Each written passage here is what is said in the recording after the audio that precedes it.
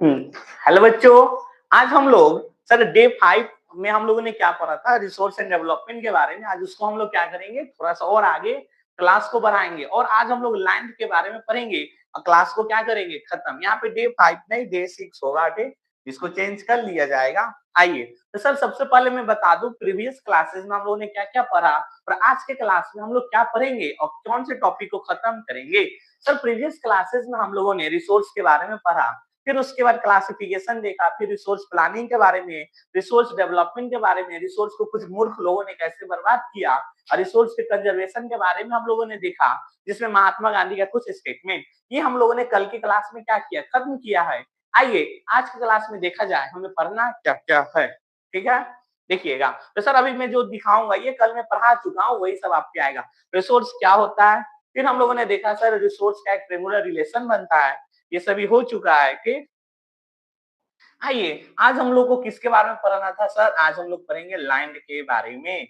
Land resource क्या होता है और लैंड को कैसे बचाया जाए, इसको हम लोग आज की क्लास में देखेंगे। तो क्लास को शुरू किया जाए। सर लैंड जो होता है ना, ये काफी इंपॉर्टेंट एक नेचुरल रिसोर्स है, क्योंकि सर लैंड के कारण ही क्या होता है कि जितने भी लिविंग ऑर्गेनिज्म है इनको सपोर्ट मिल पाता है और ये जिंदा रह पाते हैं।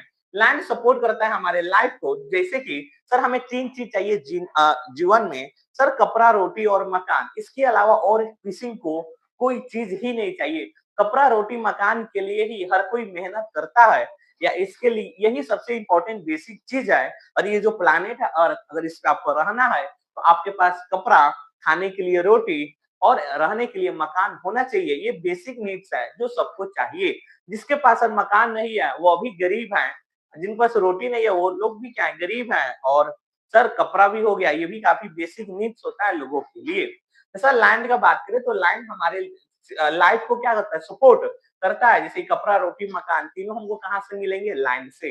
प्रॉपर प्लानिंग, सर हमें एक प्लानिंग प्रॉपर बनाना होगा कि लैंड का यूज हम लोग कैसे करें कि ज्यादा से ज्यादा लोगों को दिक्कत ना हो। लैंड इज नॉट इवन, क्योंकि लैंड का बात करें तो लैंड ये फिक्स नहीं है। लैंड इनफिनाइट तो नहीं, लैंड फिनाइट है, क्योंकि लैंड को आप लोग देखे होंगे कम होते हुए। और लैंड का बात करें तो सर ये सभी जगह लैंड एक जैसा नहीं होता है। कुछ वैसे जगह है लैंड जहाँ बहुत बड़ी बड़ी पहाड़े हैं, कुछ प्लेट्यू हो गया सर, बड़े बड़े प्लेट्यू हो गए। उसके अलावा प्लेन हो गया, एकदम प्लेन वाली जगह। तो सर ये कुछ लैंड के फॉर्म है जो हम लोगों ने देखा। आइए सर कुछ हम लोग प्लेन के बारे में, माउंटेन और प्लेट्यू के बारे में पढ़ेंगे। तो ये कितने परसेंट होते हैं, इनका काम क्या है। माउंटेन का बात करें तो जितने भी बड़ी बड़ी नदियां हैं ये सभी पहाड़ से होते हुए आती हैं। प्लेन का बात करें तो वहां पे लोग रहना पसंद करते हैं क्योंकि वहां पे काफी ज्यादा खेती होता है। अब माउंटेन का, प्लेट्यू का बात करें तो सर वहां पे काफी ज्यादा मिनरल्स पाया जाता है। ठीक, मिनरल्स रिसोर्स काफी ज्यादा होता है। सर प्लेन अबाउट 43% वैसे हमारे लैंड है जो प्लेन है। अब प्लेन में क्या होता है कि जो फैसिलिटीज एग्रीकल्चर का, इंडस्ट्री का, या लोग जो घर बनवाते हैं वो प्लेन वाले एरिया पे ज्यादा लोग घर बनवाते हैं। ये है फंक्शन प्लेन का। तो सर लगभग कितना परसेंट जो लैंड है वो हमारे यहाँ प्लेन पाया जाता है, 43%। सर माउंटेन का बात करें तो 30% जो लैंड है उसपे क्या बड़े बड़े पहाड़ आपको दिखेंगे और पहाड़ से बहुत सारी कुछ नदियां, पेरेनियल मतलब क्या होता है वैसी नदी जो कभी सूखती ही नहीं है। बहुत सारी नदी आपको वहां से आते हुए दिखेगी, फर्टाइल सॉइल को लेके आते हुए। वहां का जो पानी है सर वो पीने लायक भी होता है, जितनी पानी पहाड़ों से आती है। तीसरा प्लेट्यू का बात करें तो 27% वैसा लैंड है जो प्लेट्यू है, एक बड़ा सा पहाड़ के जैसा। इसमें क्या होता है कि सर प्लेट्यू जो प्रोवाइड करता है अलग अलग प्रकार के मिनरल्स को, इसके अलावा फ्यूल और फॉरेस्ट। सर जितने भी मिनरल्स होते हैं ये सभी हमको कहाँ से मिलेंगे, प्लेट्यू से। इसलिए प्लेट्यू भी क्या है, काफी इंपॉर्टेंट। तो ये सर लैंड का कुछ फॉर्म है जो लैंड इस फॉर्म में पाया जाता है। ठीक, तो सर कितना परसेंट है जब लैंड माउंटेन, प्लेन और प्लेट्यू में डिवाइड है। अगर मैं बात करूं सर प्लेन का तो 43%, सर माउंटेन का 30% और प्लेट्यू का 27%। आइए आगे सर लैंड यूटिलाइजेशन का बात करें तो लैंड का कैसे यूज किया जाता है उसके यूटिलाइजेशन के बारे में मैं बताऊं। तो सर लैंड का यूज, जैसे कुछ ऐसे लैंड है जहाँ पे बहुत बड़े बड़े फॉरेस्ट आपको दिखेंगे, जंगल दिखेंगी। कुछ वैसे लैंड है जो जंगल तो नहीं है लेकिन अनकल्टिवेटेड, उस पर खेती नहीं होता है, जैसे कि ग्रेजिंग लैंड हो गया या डिग्रेड लैंड, बेकार लैंड हो गया जिसपे लोगों ने घर बना दिया है, ठीक, या सड़क बनाया गया है। उसके अलावा कुछ वैसे लैंड मिलेंगे जहाँ पे मिसलेनियस ट्री आपको मिलेंगी। उसके अलावा फॉलो लैंड का बात करें तो सर एक करेंट फॉलो लैंड होता है, other than current fallow land. वैसा लैंड जहाँ एक साल में खेती नहीं किया गया उसको बोलेंगे करेंट फैलो लैंड और वैसा लैंड जिसमें सर 1 से 5 साल के बीच में कोई खेती नहीं किया गया होगा, उसको बोलेंगे other than current fallow land. इसके अलावा एक और आता है कल्चरल वेस्ट लैंड। सर वैसा लैंड जिसमें 1 से 5 साल और उससे ज्यादा भी खेती नहीं किया गया होगा वैसे लैंड पे, उसको बोलेंगे कल्चरल वेस्ट लैंड। एक होता है नेट ज़ोन एरिया जिसमें हर साल खेती किया जाता है। यही टॉपिक को अभी हम लोग देखने वाले हैं। तो आइए लाइन बाय लाइन हम लोग देखें इसको। सर लैंड रिसोर्स का बात करें तो अलग-अलग पर्पस के लिए यूज किया जाता है। कुछ वैसे लैंड है जहाँ पे आपको क्या दिखेगा, फॉरेस्ट, ठीक है। उसके बाद लैंड अवेलेबल कल्टीवेशन, बहुत सारे ऐसे लैंड है जो खेती के लिए अवेलेबल नहीं है, जैसे कि बैरन हो गया या वेस्ट लैंड। ये लैंड का यूज किया जाता है रोड बनवाने में, फैक्ट्रीज बनवाने में या नॉन एग्रीकल्चर पर्पस के लिए उसका यूज किया जाता है। अदर अनकल्टिवेटेड लैंड का बात करें तो सर जैसे कि फॉलो लैंड होता है, जैसे परमानेंट पैक्चर, वैसे लैंड होंगे जहाँ पे बहुत बड़े-बड़े घास ही होंगे, वहाँ पे खेती नहीं होता होगा। लैंड कुछ वैसे हैं, कुछ मिसलेनियस ट्री होते हैं, बहुत बड़े-बड़े पेड़ होंगे, वहाँ भी खेती नहीं किया जाता है। या कल्चरल वेस्ट लैंड होंगे, वैसा लैंड जहाँ पे 1 से 5 साल से भी ज्यादा कोई खेती नहीं किया गया होगा। उसके बाद सर फॉलो लैंड का बात करें तो current fallow land, it means 1 साल में कोई खेती नहीं किया गया। अडल एंड करेंट फॉलो का मतलब क्या होता है कि 1 से 5 साल के बीच में कोई खेती नहीं किया गया हो। नेट ज़ोन एरिया का मतलब क्या होता है कि वैसा एरिया एटलीस्ट कम से कम साल में 1 बार जहाँ खेती किया गया हो, उसको क्या बोलेंगे, net zone area. Gross crop area का मतलब क्या होता है कि सर साल में एक से ज्यादा क्रॉप को जब रोपा जाता है एक ही लैंड पे, उसी को क्या बोलेंगे, gross crop area. It means वैसा सोन माने वैसा एरिया जहाँ रोपाई किया जाता है more than one in agriculture year, एक से ज्यादा क्रॉप्स को एक साल में, उसको क्या बोलेंगे, ग्रॉस क्रॉप एरिया। चलिए, हमें उम्मीद है कि आप समझ पा रहे होंगे। आइए आगे। तो सर अभी हम लोगों ने क्या देखा, क्लासिफिकेशन ऑफ लैंड, लैंड का किस तरह हम लोग यूटिलाइजेशन करते हैं। सर कुछ लैंड पैटर्न है हमारे इंडिया में कि लैंड का यूज कैसे किया जाता है। तो दो फैक्टर है, एक होता है फिजिकल फैक्टर, एक क्या होता है, ह्यूमन फैक्टर। फिजिकल का बात करें तो सर हमारे लैंड का क्या हो गया, सर जितने भी लैंड पे जैसे कि बिल्डिंग वोल्डिंग ये हो गया, ये तो ह्यूमन फैक्टर में जाए, जैसे सॉइल हो गया, लैंड हो गया, वाटर हो गया, ये सभी को हम लोग किस में बोलेंगे, फिजिकल फैक्टर में। हम क्लाइमेट हो गया, सर माउंटेन हो गया। और ह्यूमन फैक्टर में जो पॉपुलेशन हो गया, टेक्नोलॉजी हो गया, डेंसिटी हो गया, इसको क्या बोलेंगे, ह्यूमन फैक्टर, ह्यूमन फैक्टर। आइए उसको हम लोग देखते हैं। ये जो पैटर्न है सर हमारे इंडिया का, ये जो डिपेंड करता है एक फिजिकल फैक्टर एक ह्यूमन फैक्टर पे। सर जैसे कि क्लाइमेट हो गया, टोपोग्राफी हो गया, ये टाइप ऑफ सॉइल हो गया, इन सभी को हम लोगों ने रखा फिजिकल फैक्टर में। वही जबकि population, technology, skill, population density, tradition, capability, इन सभी को हम लोगों ने किस में रखा, ह्यूमन फैक्टर में। सर हमारे इंडिया में लगभग 3.28 मिलियन स्क्वायर किलोमीटर हम लोगों ने लैंड का यूज किया। जब जब ये हमारे पूरे देश का कितना परसेंट है, 93%। तो आप सोच पा रहे हैं सर हमने 100% लैंड क्यों नहीं लिखा। हम जो भारत है सर, भारत का हम लोग 93% लैंड का ही यूज करते हैं, जो बाकी का जो 7% है उसको हम लोग यूज नहीं करते हैं। जो हमारा नॉर्थ ईस्ट स्टेट वाला हो गया, कुछ चाइना ने कब्जा किया, कुछ पाकिस्तान ने, तो उस वाले लैंड को हम लोग काउंट नहीं करते हैं। उस लैंड को छोड़ के जितना भी लैंड है हमारे पास 93%, उसका हम लोग यूज करते हैं। सर बिकॉज लैंड यूज होता है, ठीक, not has been collected for the land occupy, कुछ पूरे लैंड को हम लोग नहीं काउंट किए हैं, क्योंकि कुछ वैसे लैंड है जिसपे सर पाकिस्तान और चाइना ने क्या किया, उस पर कब्जा किया है, अभी वो सर्वे में है। ठीक है, आइए आगे। सर उसके अलावा कुछ वैसे लैंड है जो परमानेंट पैचर है, जो जिसको हम लोगों ने क्या किया, डिक्रीज किया है। इट मींस हम लोगों ने क्या किया, we create problem of grazing, काफी सारे लोगों को ग्रेजिंग का क्या होने लगा, प्रॉब्लम होने लगी। जैसे कि बहुत सारे ऐसे लैंड है सर जहाँ पे परमानेंट पैचर है, इट मींस बड़े बड़े घास थे, उसको हम लोगों ने क्या किया, कम किया। टोटल जो नेट सोन एरिया है सर, मोर देन हम लोगों ने क्या किया, 54% से इसको हम लोगों ने ज्यादा किया। इसके अलावा लैंड का बात करें, जो पुअर क्वालिटी का जो लैंड है सर, जिसको हम लोगों ने क्या किया, बेहतर बनाया पहले से। ये जो पैटर्न है नेट जोन एरिया का सर, इसको भी हम लोगों ने चेंज किया। जैसे कि सर नेट जोन एरिया 80% जो स्टेट पंजाब है, इट इज ओनली पंजाब 80% अपने लैंड का यूज करता है खेती में, जबकि ओनली 10% इन स्टेट अरुणाचल प्रदेश, जबकि बस 10% ही लैंड अरुणाचल प्रदेश अपना यूज करता है। जैसे मिजोरम, मणिपुर, आंध्र, निकोबार आइलैंड, इन सभी का काफी ज्यादा क्या है, डिस्क्रिमिनेशन है लैंड को लेके। ये लोग पूरे लैंड का यूज खेती के लिए नहीं करते हैं। अकॉर्डिंग टू सर एक नेशनल फॉरेस्ट पॉलिसी बना 1952 में। ये बोला क्या कि कम से कम हर एक देश को 33% क्या होना चाहिए सर, जंगल होना चाहिए। फिर भी हमारे इंडिया का बात करें तो हमारे इंडिया के पास 22% के आसपास जंगल है, 33% हमारे पास जंगल नहीं है। लेकिन जो सर्वे आया ये कितना बोला, इंडिया के पास माने किसी भी देश के पास कितना परसेंट, 33% क्या होना चाहिए, जंगल होना चाहिए, विच इज इंसेंशियल, और जो काफी इंसेंशियल है, जो इकोलॉजिकल बैलेंस को बना के रखेगा। लेकिन इंडिया में सर इतना तो जंगल था ही नहीं, काफी कम थे जंगल। फिर भी जो इलीगल, इसके पीछे एक ही कारण है कि इलीगल क्या किया गया, डिफोरेस्टेशन, जंगलों को काटा गया, सर कंस्ट्रक्शन किया गया, माइनिंग एक्टिविटीज के कारण काफी सारे पेड़ पौधे हमारे यहाँ क्या हो गए, कम हो गए। दूसरे साइड से अगर देखा जाए पॉपुलेशन भी काफी ज्यादा बढ़ता गया, जिसके कारण जंगल पे जो जितने भी लोग डिपेंड थे, और जिसका रिजल्ट ये आया कि सर जंगल क्या होते गए, कम होते गए। उसके अलावा सर कंटिन्यूअस हम लोगों ने लैंड का इतना ज्यादा यूज किया, so without taking measure of conserve, बिना ये सोचे उसको बचाने या मैनेज करने के लिए, इसके कारण भी सर काफी सारे प्रॉब्लम आने लगी पर्यावरण में। सर देखते ही देखते तो एक ग्राफ आ गया, अभी जो हमने बताया ना वो ग्राफ से ही रिलेटेड सभी टॉपिक के थे, समझ में आ गया। सर ये जो ग्राफ है, एग्जाम में आपको ये ग्राफ दे देगा और पूछेगा कि इसमें बताइए, कंपेयर करिए कि पहले से अभी तक हमने क्या किया। सर अगर हम पहले का बात करें तो जंगल का बात करें तो जंगल 18% था, लेकिन अब जंगल कितना परसेंट हो गया, 23%। फॉरेस्ट का बात करें तो कितना है, 18.11, और 23.3% हम लोगों ने क्या किया, जंगल के एरिया को बना दिया।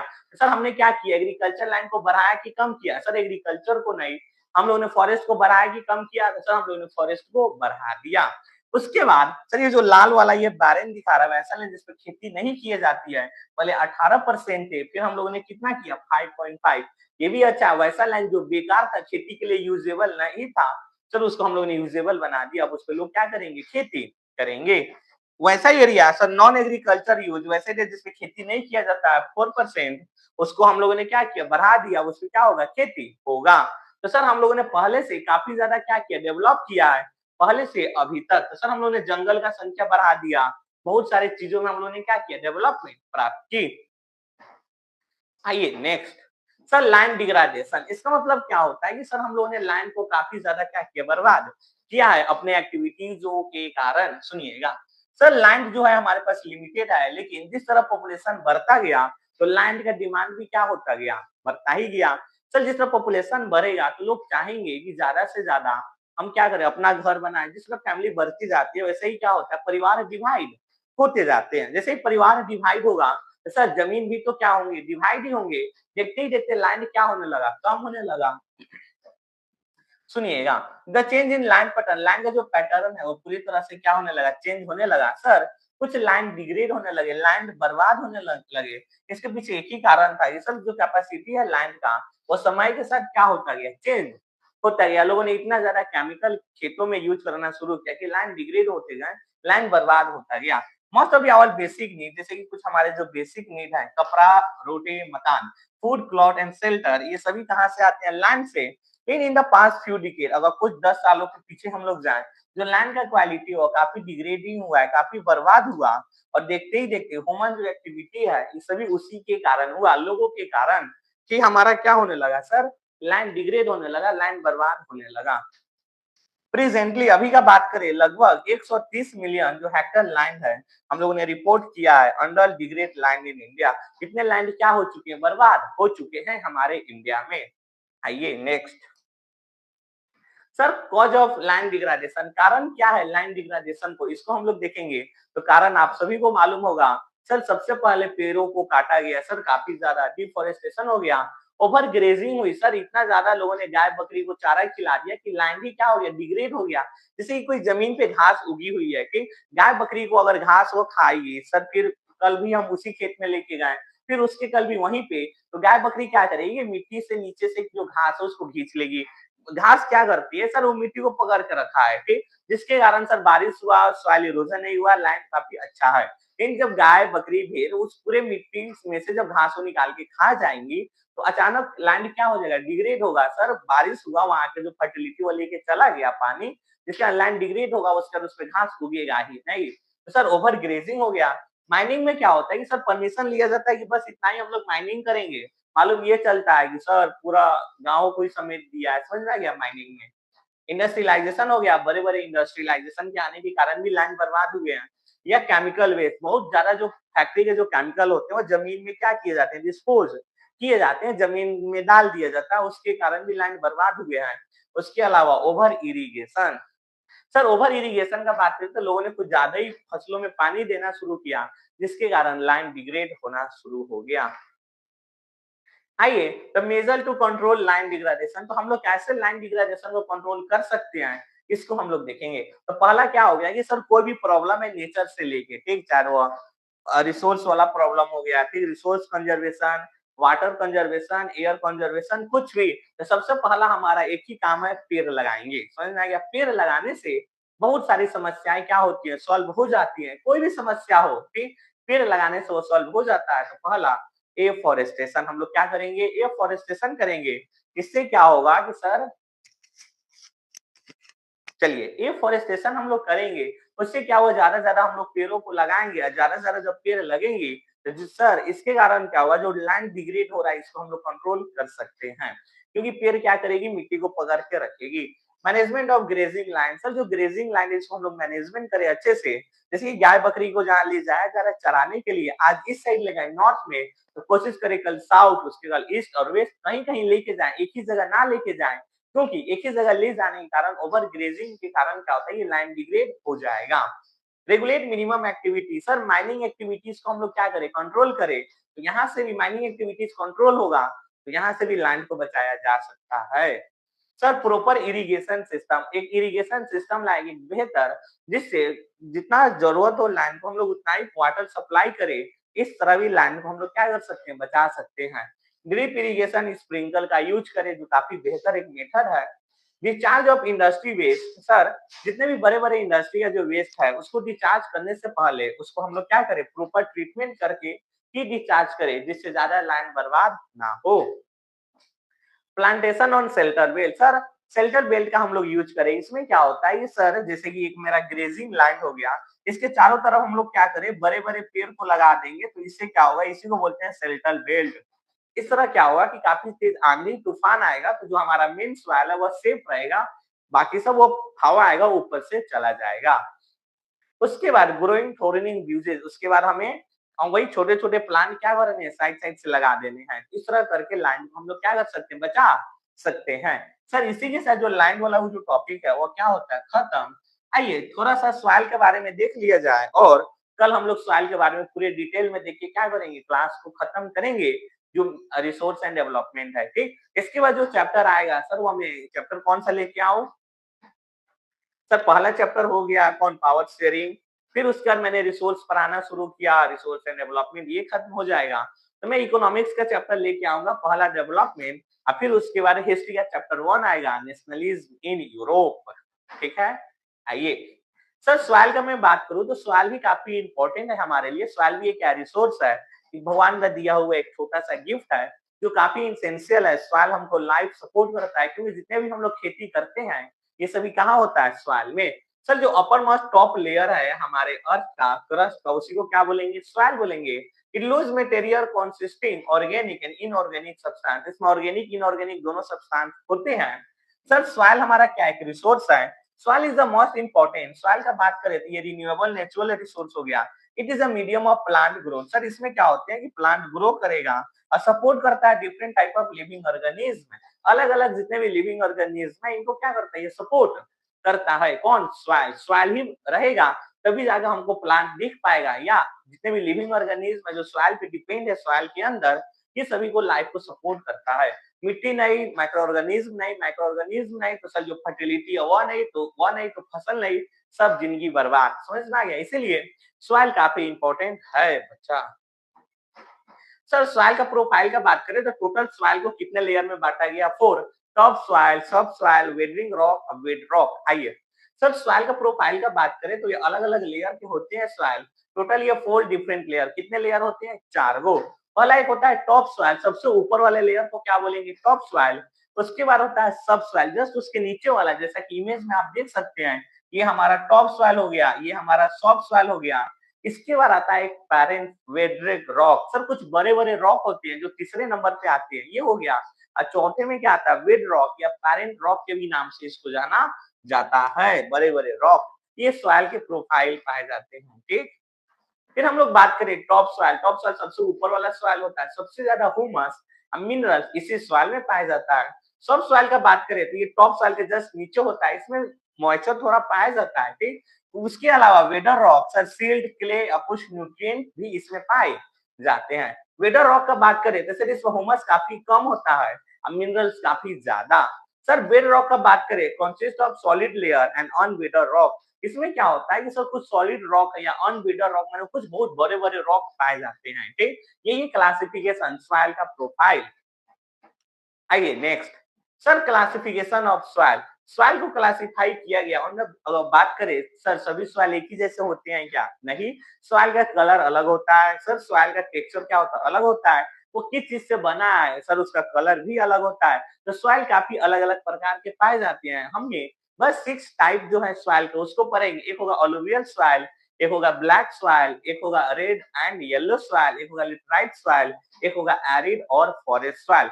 इन सभी सवाल के बारे में हम लोग पढ़ेंगे। खास बात क्या है कि सीबीएसई का सर इन सभी में से किसी एक पे सवाल रहेगा ही रहेगा, आपके एग्जाम में पूछेगा ही पूछेगा। तो सवाल का जो क्लासिफिकेशन है अलग अलग कलर के होते हैं, टेक्सचर अलग अलग होता है। सर फर्टिलिटी भी क्या होता है, अलग अलग। सर कुछ में मिनरल्स पाए जाते हैं, कुछ में मिनरल्स नहीं होता है। सॉइल का जो क्लासिफिकेशन है वो कितने टाइप का है, 6 टाइप। पहला अलुवियल सॉइल हो गया, वही ब्लैक सॉइल हो गया, red and yellow soil, laterite soil, arid soil और फॉरेस्ट सॉइल। इन सभी के बारे में हम लोग देखेंगे। उसके बाद कंजर्वेशन क्लास क्या हो जाएगा, खत्म। आइए सर अलुवियल सॉइल का बात करें, ये काफी इंपॉर्टेंट मस्त फर्टाइल सॉइल है जो हमारे इंडिया में पाया जाता है। लगभग 40% जो टोटल हमारे लैंड एरिया में है वो कौन सा सॉइल पाया जाता है, अलुवियल सॉइल। सर ये जो सॉइल है ना, deposit of sediment brought down by the river, कुछ नदियां हैं, सुनिएगा। अलुवियल सॉइल आती कहां से है, तो सर आज से बहुत साल पहले ये हमारा प्यारा सा इंडिया है, ये वाला जो प्लेट है ना सर, ये नीचे वाला प्लेट, डेक्कन वाला प्लेट, वो आगे जाके यहाँ वाले एक प्लेट से क्या हो गया, सल टकरा गया और यहाँ पे क्या बन गया, बड़े बड़े पहाड़ बन गए। जब यहाँ पे बड़े बड़े पहाड़ बन गए तो सर वहां पे पहाड़ एकदम ऊपर गया तो वहां पे बर्फ जम गई है, वही वहां से नदी बन के क्या होने लगा, वाटर के रूप में आने लगी। तो सर वो माउंटेन से जितनी भी नदियां आई तो वो अपने साथ कुछ ना कुछ लेके आई, जिसको अलुवियल सॉइल बोला गया। नॉर्थन प्लेन को क्या की, इस वाले रीजन को पूरी तरह से भर दी। तो यही था, नॉर्थन प्लेन में पूरी तरह से अलुवियल सॉइल ही है जिसमें हम लोग आते हैं। अलुवियल सॉइल सबसे बेस्ट होता है खेती के लिए। वही कारण है कि पंजाब, हरियाणा, उत्तर प्रदेश में सबसे ज्यादा क्या किया जाता है, खेती किया जाता है। Alluvial soil sir northern plain में वही चीज लिखी गई है। कोस्टल प्लेन हो गया, जैसे कि कुछ delta Mahanadi, Godavari, Krishna, Kaveri alluvial soil को लेके गुजरात तक, इसे वेस्ट बंगाल तक लेके पहुंचाई है। सर इसका जो पार्टिकल्स है काफी अच्छा होता है, क्ले होता है, जिसको अलुवियम बोला जाता है। अलुवियल जो सॉइल है सर, इसको 2 भागों में बांटा गया है इसके एज के अकॉर्डिंग, उम्र के आधार पर। अलुवियल सॉइल 2 हैं, एक बहुत पुराना अलुवियल सॉइल, एक नया, तो ओल्ड अलुवियल सॉइल और एक न्यू। सर ओल्ड वाले को एक और नाम से जाना जाता है, न्यू वाले को एक और नाम से। ओल्ड अलुवियल जो सॉइल है सर, इसमें फर्टिलिटी कम होता है, इसलिए इसको बोला जाता है क्या, बांगर। क्या बोला जाता है, बंगर, बंगार बोल सकते हैं, बंगर बोला जाता है ओल्ड अलुवियल को। और जो हमारा न्यू अलुवियल सॉइल है जो काफी बेस्ट है खेती के लिए, इसको बोला जाता है सर खादर। क्या बोलेंगे, खादर सबसे बेस्ट हो गया और बांगर बेकार। ये जो अलुवियल सॉइल है सर, इसमें पोटास, फॉस्फोरिक एसिड, लाइम ये सभी पाई जाती हैं, जिससे शुगर कैन, पैडी, व्हीट या इसके अलावा और भी क्रॉप्स काफी बेस्ट होते हैं इसमें उगाना। काफी अच्छे से हम लोग इस क्रॉप्स को उगा सकते हैं। इसके अलावा कुछ रीजन है अलुवियल सॉइल का sir, intensely cultivated and densely populated, वैसा एरिया जहाँ पे अलुवियल सॉइल काफी ज्यादा पाया जाता है सर, वहां पे पॉपुलेशन भी काफी ज्यादा होती है, ठीक। मेनली अलुवियल सॉइल वैसे एरिया में पाया जाए जहाँ कुछ ना कुछ नदियां आपको दिखेंगी, और नदियां दिखेंगी तो लोग हर कोई चाहता है कि नदी के पास ही हम घर बना के रहें, कि किसी भी चीज का कोई दिक्कत ना हो और खेती भी अच्छे से हो। तो वैसा एरिया जहाँ अलुवियल सॉइल पाया जाता है, पॉपुलेशन बहुत होता है वहां पे। आइए तो अलुवियल सॉइल को यदि आपको देखना है तो आप देख सकते हैं। अलुवियल सॉइल आपको ऐसा ही दिखेगा, जो नॉर्थन प्लेन में, जो बिहार है, उत्तर प्रदेश में है, समझ में आ गया, पंजाब में, हरियाणा में है, वे लोग इसको अच्छे से देख सकते होंगे, ठीक। आइए उसके बाद सर उसके बाद आता है ब्लैक सॉइल। सुनिएगा, ब्लैक सॉइल को देख लिया जाए, ठीक। ब्लैक सॉइल का हम बात करें तो सर इसका नाम ही ब्लैक है, तो ये कैसा दिखने में होगा, ब्लैक ही होगा। ये जो ब्लैक सॉइल है सर, इसको एक और नाम से जाना जाता है, रेगर सॉइल। कौन सा सॉइल, रेगर सॉइल या ब्लैक कॉटन सॉइल। एक बच्चा ने सवाल पूछा था सर रेगर सॉइल इसको क्यों बोला जाता है। सुनिएगा, रेगर एक जो शब्द है ना, ये तेलुगु है, तेलुगु में रेगर मतलब ब्लैक होता है, तो वही हम लोग रेगर सॉइल या ब्लैक कॉटन सॉइल या ब्लैक सॉइल के नाम से इसको जानते हैं। सर ये जो सॉइल है सबसे बेस्ट होता है कॉटन प्लांट के लिए। ब्लैक सॉइल सर बना किससे, इग्नियस रॉक से बना है, ठीक। ब्लैक सॉइल कहा यह जाता है कि जब वोल्केनो से जब निकला लावा, लावा जब शांत हुआ, इग्नियस रॉक हुआ और वही बाद में जाके किसमें चेंज हो गया, ब्लैक सॉइल में। इसीलिए उसमें काफी ज्यादा हुमस ये सब चीजें पाई जाती है, कॉटन प्लांट के लिए सबसे बेस्ट होता है। कौन सा soil, black soil. Black soil sir Deccan trap वाले रीजन में पाया जाता है, covering the large area, Maharashtra, Chhattisgarh, Gujarat, उसके अलावा मध्य प्रदेश, इन सभी रीजन में आपको दिखेगा। गोदावरी हो गया, कृष्णा हो गया, covering a part of Karnataka sir, Andhra Pradesh, Tamil Nadu. Black soil काफी ज्यादा एरिया में क्या हुआ है, फैला हुआ है। सर ये जो ब्लैक सॉइल है इसका कॉन्सेंट्रेशन का बात करें पार्टिकल्स का, वो काफी ज्यादा होता है और मॉइस्चर काफी क्या होता है, लंबे समय तक, जिसके कारण काफी बेस्ट है। सर इसमें क्या क्या पाया जाता है, calcium carbonate, potassium, magnesium, lime, ये पाए जाते हैं। ये जो सॉइल है सर इसमें फॉस्फोरिक नहीं पाया जाता है, ठीक, काफी कम फॉस्फोरिक इसमें होता ही नहीं है, ना के बराबर। आइए सर आप ब्लैक सॉइल को देख सकते हैं, ब्लैक सॉइल आपको ऐसा ही दिखेगा, एकदम ब्लैक, टेन ब्लैक, ठीक है। तो सर ब्लैक सॉइल आप लोग देख लिए होंगे। सुनिएगा आज हम लोगों ने क्या क्या पढ़ा उसको मैं बता दूं। आज की क्लास हम लोग इतना ही पर रखेंगे, कल एक और क्लास लगेगा, ये चैप्टर क्या हो जाएगा, खत्म हो जाएगी। तभी हम लोगों ने क्या क्या पढ़ा एक बार मैं बता दूं। कल जो बाकी जो रेड सॉइल जो बचा हुआ है उसको हम लोग पढ़ेंगे, कौन कौन सा soil, red and yellow soil, laterite soil, arid soil और फॉरेस्ट सॉइल। उसका उसका हम लोग कंजर्वेशन देखेंगे, कैसे बचाया जाए, और लोगों ने कैसे सॉइल को बर्बाद किया उसको हम लोग देखेंगे, ठीक है। आइए क्लास शुरू हुआ था सर, रिसोर्स क्या होता है, तो जो सेटिस्फाई करता है हमारे नीड्स को उसको हम लोग क्या बोलेंगे, रिसोर्स बोलेंगे, ठीक है। फिर उसके बाद हम लोगों ने क्या देखा, रिसोर्स काफी इंपॉर्टेंट है, ट्रेंगुलर रिलेशन बनता है, ठीक, ह्यूमन बीइंग का। उसके बाद टेक्नोलॉजी से, उसके बाद इंस्टीट्यूशन से। क्लासिफिकेशन देखा on the basis of origin, accessibility, ownership, status of development. फिर उसके बाद हम लोगों ने रिसोर्स डेवलपमेंट के बारे में पढ़ा, जिसमें कुछ मूर्ख लोगों ने रिसोर्स को क्या किया, बर्बाद किया। फिर हम लोगों ने रिसोर्स डेवलपमेंट पे बात की कि रिसोर्स को कैसे डेवलप किया जाए। जैसे कि सर हमारे इंडिया में कुछ जगह थी जहाँ रिसोर्स पाया जाता है, कुछ जगह नहीं पाया जाता, इस पे बात किया।